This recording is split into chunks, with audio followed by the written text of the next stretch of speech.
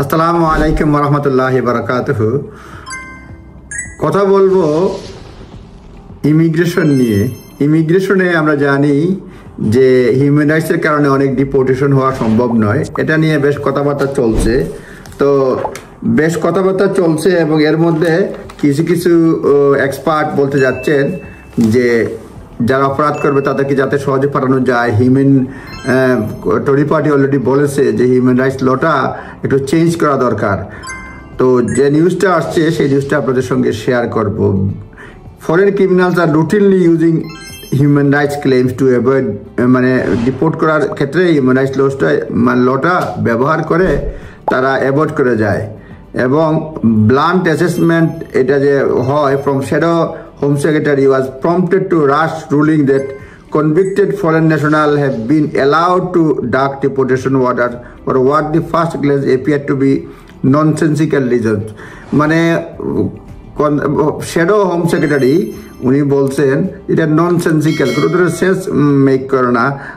যে human rights ক্লেমে যেটা এদের নাম হচ্ছে গিয়া Chris Philp, Conservative front bench spokesman on home affairs. এটাতে বলছে যে এটা ফান্ডামেন্টালি রিফর্ম করা দরকার। হিউম্যান রাইটস ল ফান্ডামেন্টালি এটা রিফর্ম করা দরকার। কয়েকটা এক্সাম্পল দেওয়া হয়েছে এখানে, আমি আপনাদের শেয়ার করতে চাই। এটা হচ্ছে যে এট ইমার্জ দিস উইক দ্যাট, এটা আমি 6 মার্চের পত্রিকার থেকে পড়ে শোনাচ্ছি যে নিউজটা যেগুলি আসছে এই সপ্তাহে যেটা হয়েছে। Albanian criminal who was jailed for more than 3 years for running a cannabis factory will not be deported after asylum tribunal appeal judge ruled that কোনো তার বাচ্চার জন্য কোনো রোল মডেল থাকবে না। সে আলবেনিয়ান একজন ক্রিমিনাল, তার হচ্ছে গিয়া jail for more than 3 years এর জন্য জেল হয়েছে। তো ক্যানাবিস ফ্যাক্টরিতে রান করছে, ডিপোর্ট করা যাবে না কারণ তার মেয়ের জন্য কোনো মেল রোল মডেল নাই। এরপর আরেকটা incident, just a day before a Iraqi drug dealer had convicted a judge quash a deportation order on the ground that he is too westernized to be able to be in the country of his birth. Irani national একজন drug ডিলারকে মানে ডিপোর্টেশনটা অর্ডারটা জাজে এটা quash করে দিয়েছে, বাতিল করে দিয়েছে, কারণ সে খুব ওয়েস্টার্নাইজ। ইরানে গেলে তার খবর আছে তার জীবন হুমকির মুখী হয়ে যাবে, এরকম বলা হচ্ছে। Westernize is able to live in the country of his birth. Okay, আরেকটা ঘটনা হচ্ছে last week police drug dealer avoided deportation despite having an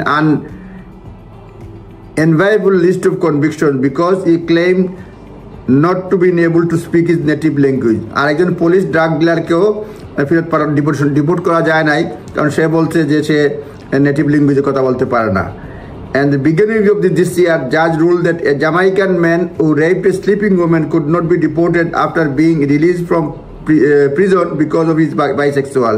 একজন বাইসেক্সুয়ালকেও জামাইকান ম্যানকে পাঠানো যাচ্ছে না কারণ সে বাইসেক্সুয়াল, সে স্লিপিং ওমেনকে রেপ করেছে। এই ধরনের অনেক ধরনের কথাবার্তা আসছে এখন। এবং এখানে আরও আছে যে number of convicted foreign criminal যেটা রিলিজ হয়েছে from the jail and not been deported, এখন পর্যন্ত 17,000-এরও বেশি ফরেন ক্রিমিনাল রয়ে গেছে। লাস্ট অগাস্ট পর্যন্ত তথ্য যেটা 17,000 ফরেন ক্রিমিনাল রয়ে গেছে, তাদেরকে ফেরত পাঠানো যাচ্ছে না। যারা কনভিক্টেড ফরেন ক্রিমিনাল এটা সেটা হিউম্যান রাইটস করে তারা আটকায় পড়ে, মানে থেকে যায়। সুতরাং অনেকেই বলছেন যে এই আইনটা চেঞ্জ করা দরকার। একজনে বলছে অ্যাসাইলাম ল স্পেশালিস্ট বলছেন সেপ্টিক্যাল, যে এটা একজন ল সলিসিটার এখানে বলছেন যে অ্যাসাইলাম ট্রাইব্যুনাল ঠিক আছে, এটা চলেই, সুতরাং বোথ ওয়েজই হয়। সুতরাং এটা পরিবর্তন, মানে এখানে বলা হচ্ছে এই আইনটা বোথ ওয়েজই হয় এখানে বলছি।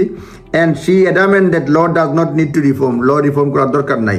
এই ধরনের পক্ষে বিপক্ষে চলছে, কিন্তু টরি পার্টি চাচ্ছে এই লটা পরিবর্তন করার জন্য যাতে হিউম্যান রাইটস গ্রাউন্ড দিয়ে ফরেন ক্রিমিনালরা ডিপোর্টেশনও আটকাতে না পারে। আপনার নিজ দায়িত্বে দেখে নেবেন। কথা হবে। আসসালামু আলাইকুম।